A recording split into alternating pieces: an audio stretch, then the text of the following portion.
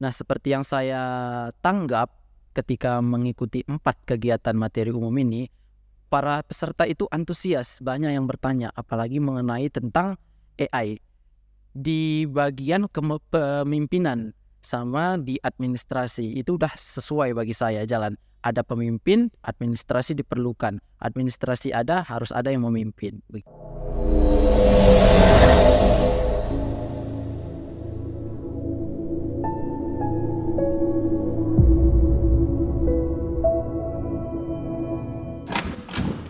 Halo Sobat Hukum, kembali lagi bersama saya Teguh Sangkut Asibuan, yang dimana sekarang ini kita ada di channel YouTube Podcast Fakultas Hukum Universitas Asahan.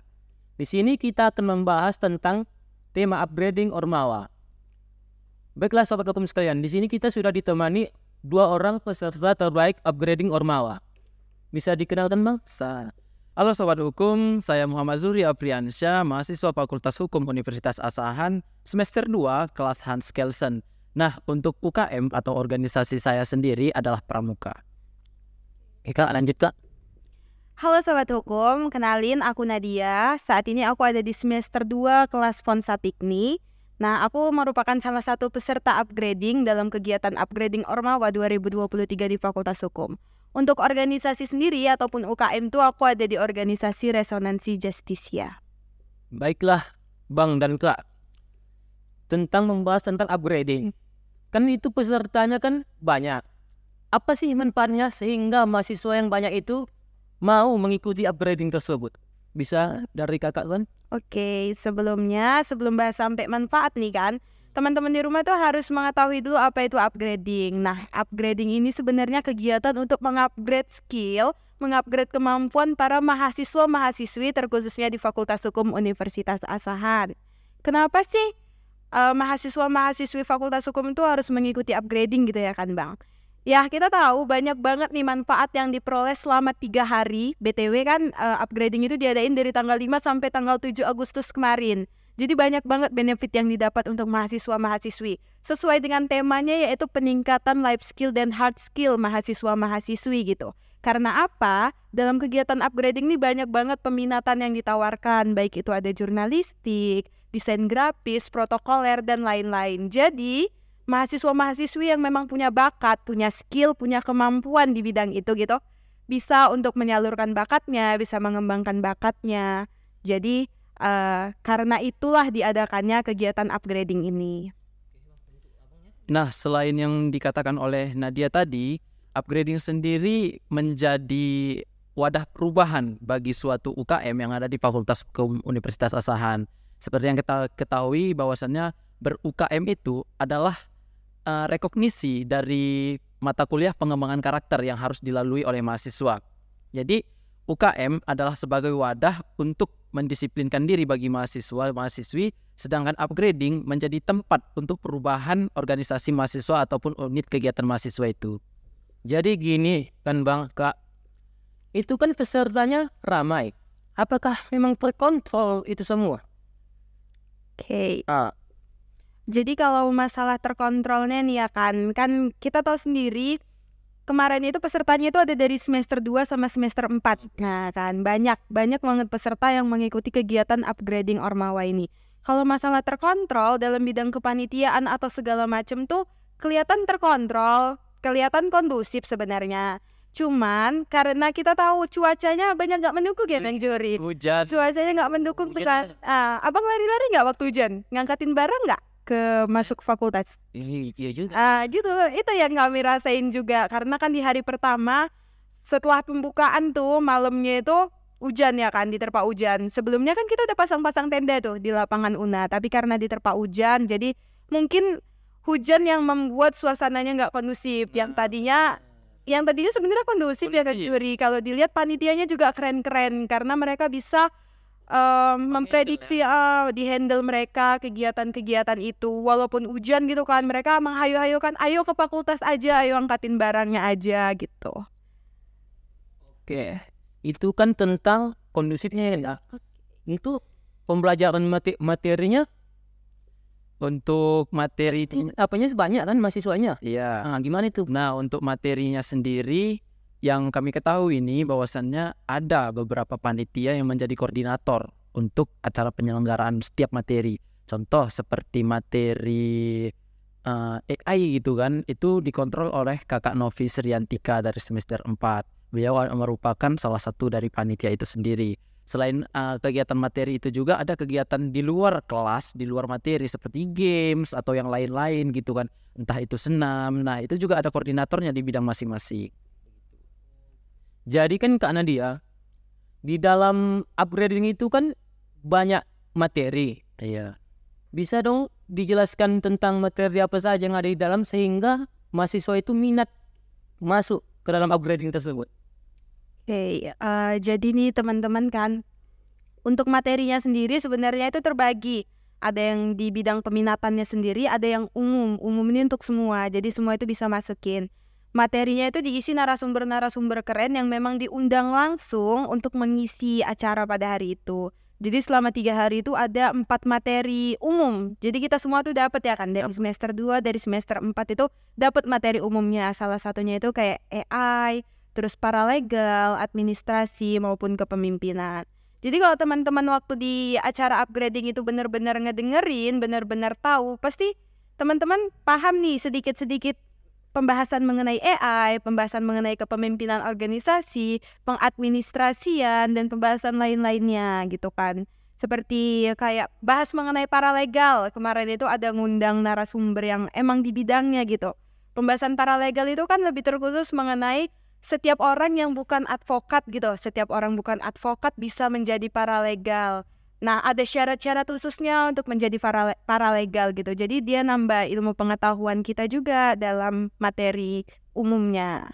Untuk khususnya mungkin ada 4 ya juri. Mungkin juri bisa kasih sedikit nih omong-omongnya mengenai 4 hal yang khusus tuh. Khususnya ya, Pak. Untuk yang khusus ya Nadia, yang khusus ada jurnalistik, ada protokoler atau public speaking, kemudian ada desain grafis, ada editing. Nah, menurut saya yang lebih menarik itu di bagian protokoler public speaking. Kenapa demikian? Karena kita dituntut, diajari untuk merekapitulasi penggunaan diksi dalam keseharian. Sesuai dengan judulnya protokoler dan public speaking. Protokoler itu adalah sebuah rancangan, sedangkan public speakingnya untuk menyempurnakan rancangan itu. Jadi kegunaan dari protokoler dan public speaking ini nampak manfaatnya di kalangan masyarakat ketika kita berkomunikasi dengan sesama atau dengan masyarakat luas. Oke, itu kan kita sudah mendengarkan dari Abang Juri. Jadi ada lagi juga yang mau saya tanyakan Bang. Di khususnya oke lah. Jadi bagaimana di materi umumnya? Apakah mahasiswa itu aktif? Karena kalau udah khusus pasti udah minat dia kan? Iya, benar. Nah, untuk di umumnya sendiri tadi sudah dibilang oleh Nadia ada 4. Ada AI, paralegal, kepemimpinan, keadministrasian. Nah, seperti yang saya tanggap ketika mengikuti 4 kegiatan materi umum ini, para peserta itu antusias, banyak yang bertanya, apalagi mengenai tentang AI, penggunaan teknologi di era sekarang. Nah, untuk saya sendiri, minat di umumnya ini di bagian kepemimpinan sama di administrasi, itu udah sesuai bagi saya jalan. Ada pemimpin, administrasi diperlukan. Administrasi ada, harus ada yang memimpin, begitu. Oke, untuk Kak Nadia? Sebenarnya sama kan, untuk dalam bidang umumnya itu kan menyeluruh ke semua gitu. Jadi bukan narasumber kayak les privat kita berdua gitu, enggak. Nah, narasumber tuh ngasih ke kita semua. Dilihat juga pada saat itu mahasiswa-mahasiswinya termasuk antusias Bang. Karena Abang salah satu yang nanya nggak sih kemarin itu waktu ada bukan mungkin kayaknya aku ingat Abang nanya tuh waktu acara itu kan di materi umum. Materi umum seingat aku kan Kepemimpinan. Tentang kepemimpinan kan Bang. Iya, sama narasumber kita kan tuh kemarin itu. Jadi dari mereka yang bertanya aja kita tahu antusiasnya gimana mereka menyimak materi gitu, yang mereka tahu materi ini pasti banyak benefit ke mereka gitu kan, materi ini pasti memberikan dampak positif ke mereka. Terus untuk bidang khususnya itu juga Sebenarnya sama juri. Kami sama-sama pilih protokoler public speaking gitu. Tapi mungkin menurut aku kenapa aku pilih protokoler gitu kan. Karena aku mau nambah skill aku, terus aku juga mau ningkatin skill aku. Karena sebelum-sebelumnya juga beberapa kali acara, aku sempat ngisi acara di berbagai kegiatan. Nah, jadi aku nggak mau stop sampai di situ aja. Skillku nggak mau berhenti di situ aja. Aku mau terus skillku itu diasah. Jadi untuk itu aku ambil protokoler. Nah, pas di protokoler itu kan diisi nih sama narasumber dari Pemkab Asahan dan dari Universitas Muslim Nusantara gitu kan. Itu keren sih. Karena apa? Yang ditawarkan mereka itu dan materi yang diberi mereka itu benar-benar bagus. Kayak yang dari Pemkab. Dia tuh ngasih tahu nih kalau protokoler itu ada 2, pranata acara, ada jadi MC gitu. Dari situ tuh aku yang tadinya cuman MC biasa yang ngerti ini harus gini, nanti setelah ini datang kata sambutannya ini gitu. Nah, dari belajar protokoler gitu skill aku meningkat karena aku tahu kalau protokoler itu bukan cuman itu, ada pranata acara yang nyusun-nyusun di mana ini letak kursi, gimana penyambutannya kalau ada tamu terhormat datang gitu. Terus kalau dari UMN sendiri gitu, karena emang aku minatnya di public speaking, aku sukanya itu dari mereka tuh pembawaan mereka saat memberi materi, Bang. Jadi mereka tuh nggak cuman yang ngasih materi, tapi mereka Tidak monoton. Iya, nggak monoton. Jadinya. Mereka tuh nyuruh kita nyoba. Joni sempat nyoba nggak sih kemarin itu? Sempat nyoba. Nah, sempat nyoba untuk jadi presenter, terus sempat jadi reporter ya kan, Johri? Reporter. Iya, jadi reporter, jadi presenter gitu. Mereka itu ngajak kita, bukan cuman sekedar ngasih materi gitu aja. Praktek ya kan? Iya, ada prakteknya. Itu minat jurnalistik tadi ada ya? Ada. Kenapa itu gak sesuai UKM-nya? Gimana tuh? Gini, kalau kita tahu sebenarnya ya, menurut aku jurnalistik, protokoler dan public speaking itu berkesinambungan gak sih? Perangkat itu. Iya, seperangkat. Karena kita tahu kalau jurnalistik itu adalah teknik mengolah, terus teknik untuk membuat suatu berita, gimana baiknya suatu berita gitu. Nah, kalau berita, kita tuh butuh pemilihan diksi, butuh gimana kita menyalurkan materi yang kita tahu kepada penonton di rumah. Sama seperti protokoler, cuman karena aku juga udah ngikuti organisasi jurnalistik, menurut aku skill aku diasah aja di organisasi jurnalistik, jadi mumpung ada nih peminatan lain gitu kan, nambah-nambah skill juga sih, makanya lebih ke protokoler. Kita lain telah ya. Rencana.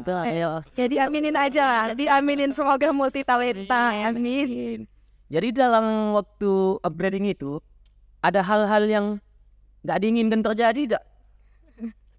Dalam kegiatan tentunya pasti ada hal-hal yang tidak terduga, entah itu karena cuaca atau karena kebiasaan masyarakat sekitar lah gitu kan.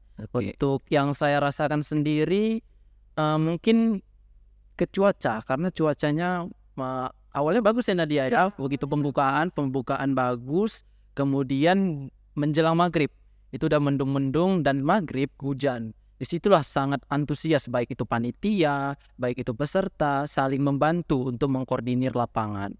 Hujan kok sampai antusias gitu Bang? Hujannya emang segede apa? Nah, jadi gini nih kan Bang, Abang kemarin ikut gak sih ngangkatin barang dari lapangan UNA ke fakultas waktu hujan turun? Iya, hujan itu Sobat Hukum. Nah, iya, jadi Sobat Hukum nih waktu itu acara upgrading nih kan di tanggal 5, pembukaan tuh oke-oke aja. Oke, ya betul. Tapi malam setelah maghrib tuh, kebetulan aku juga selesai mandi, tiba-tiba hujan deras Sobat Hukum, hujan deras. Jadi kalau dalam upgrading ini bukan cuma meningkatkan skill, kita ngelihat jiwa-jiwa teman kita itu gimana mereka bekerja sama ya. Benar, iman takwa, solidaritas. Jadi kayak kalaupun ada barang di situ, ada barang, bukan barang kamu, tapi kamu tahu kondisinya hujan, pasti angkat yang penting angkat bawa ke fakultas, karena asal jangan salah angkat ya Kak. Maksudnya itu ya kan, karena banyak kejadian juga. Sebenarnya bukan cuma di kitanya aja, itu kan faktor cuaca kan. Faktor cuaca itu sebenarnya bisa membuat kita melihat jiwa-jiwa teman kita nih, mana yang bisa diajak kerja sama bareng, teman kita mana yang memang individualistis, orangnya menyelamatkan diri sendiri gitu. Kita itu bisa ngelihat banget di situ teman-teman. Nah, selain faktor cuaca, kayak kita tahu di setiap kegiatan itu pasti ada hal-hal nggak terduga. Kalau di Fakultas Hukum kemarin itu, Abang tahu kan yang ada kesurupan beberapa orang tuh kan, sebenarnya agak mistis, agak serem juga. Karena kami cewek-cewek itu kan pisah, kita tidurnya itu pisah. Jam 3 malam itu ada teman kami yang dia emang nggak tidur, terus dia ada kemasukan arwah gitu di situ, jadi kami semua bangun, kami semua yang jam tidurnya jadi terganggu karena itu. Tapi di balik itu juga sebenarnya seru karena kita bisa kita bisa mengatur kondisi, kita bisa menyesuaikan kita ini lagi di mana. Kalau kita bilang jam tidur terganggu, ya jelas karena namanya kegiatan-kegiatan gitu ya kan. Bukan cuma itu, kalau kemah-kemah juga pramuka ya kan Juri. Pramuka juga. Kalau berkegiatan itu pasti selalu jam tidurnya terganggu. Tapi itu semua memberikan dampak positif ke diri kita sendiri. Percaya aja kalau hal-hal yang kayak gitu itu ada dampak positifnya, ada impact baiknya ke kita. Jadi jalanin aja seikhlas hati, pasti nanti ke depannya kelihatan kok. Berarti mulai dari hujan sampai kesurupan kerjasama itu terjalin lah Kak. Iya. Nah, jadi untuk sobat hukum, janganlah ragu kalian masuk UNA. Karena dari segi kerjasama saya sudah terlihat. Marilah kalian masuk UNA. Oke Bang, kita lanjut Kak. Jadi sobat hukum, kali ini kita akan masuk ke sesi terakhir, yaitu pesan dan kesan. Oke Kak, selama upgrading itu bisa disampaikan pesan dan kesannya? Baik, Nadia dulu lah. Oke, boleh. Jadi untuk kesan dan pesannya itu kayak kegiatan ini benar-benar berkesan teman-teman karena membangun jiwa, membangun karakter selain meningkatkan skill mahasiswa-mahasiswi Fakultas Hukum ya kan. Kesannya itu kayak tadi kita bisa kerjasama tuh, dari hujan aja kita bisa ngelihat kerjasama, kekompakan kita sesama teman itu gimana. Terus juga berkesan banget itu waktu udah tidur malam-malam dibangunin untuk jurit malam. Itu berkesan, benar-benar berkesan. Kayak kita baru bangun tidur, tapi otak kita itu dipaksa untuk berfungsi menjawab pertanyaan dari setiap pos-pos yang ada.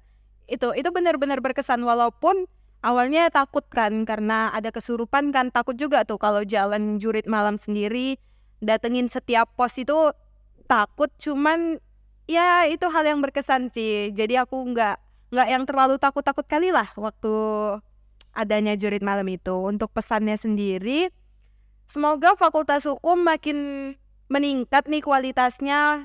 Di kualitas yang udah baik, ini benar-benar Fakultas Hukum kualitasnya baik banget loh. Karena banyak banget kegiatan-kegiatan yang diadain, terus menunjang agar mahasiswa-mahasiswinya itu bisa terus meningkatkan skillnya, bukan cuma di bidang hukum, sobat hukum. Jadi kedepannya semoga Fakultas Hukum makin lancar, makin jaya. Fakultas Hukum itu makin ada terobosan-terobosan baru untuk mahasiswa-mahasiswa. Amin ya Allah. Oke, boleh Johri nih. Oke, baik. Untuk saya sendiri, hal yang paling berkesan bagi saya adalah saat hujan itu. Nah, selain itu, kita bermain games. Disitulah saya merasakan bahwasannya tidak ada senioritas antara semester 4 dengan semester 2. Semua mencapai untuk tujuan bersama. Kemudian untuk pesan saya sendiri ya yang telah mengikuti upgrading ini, terkhusus untuk penonton sobat hukum, saya mengutip dari perkataan seorang filsuf Yunani yaitu Aristoteles. Beliau mengatakan begini, mereka yang tahu maka lakukanlah, sedangkan mereka yang paham maka ajarkanlah. Jadi kita mencari tahu untuk kita melakukan, kita memahami, kita mengajar, begitu. Oke. Jadi untuk sobat hukum, apa lagi yang kalian ragukan masuk UNA nih? Tengok dari apa tadi komennya baik semua loh, mulai dari senioritas, junioritas gak ada ya kan, Mak? Senioritas di setiap fakultas tuh, di setiap universitas itu pasti yang banyaknya itu kata yang sering dipakai itu senioritas. Tapi junioritas itu ada gak? Junioritas itu sebagai junior, nggak mungkin kan junior melangkai senior ya. Jadi sebelum ke situ kan Bang, kita harus mengetahui dulu kan apa sih makna kata senioritas itu. Jadi memang karena sering dipakainya senioritas, di mana senioritas itu dimaksudkan bukan kakak kelas yang seolah-olah kayak membuli ya biasa ya kan, makanya sering digunakan kata senioritas. Jadi di Fakultas Hukum tuh sama sekali nggak ada senioritas, kita semua keluarga, kita semua teman di sini. Oke, sebenarnya saya tadi itu hanya mencoba ya kan, ternyata UNA itu minta bukti barin. Woi, bonaf. Benar. Jadi langsung tahu nih apa lagi cennya. Baiklah sobat hukum, sampai sinilah bincang-bincang santai kita. Jangan lupa like, subscribe, komen, dan tekan tombol lonceng di bawah. Assalamualaikum warahmatullahi wabarakatuh. Udah. Pandai-pandai abang emang editnya YouTube.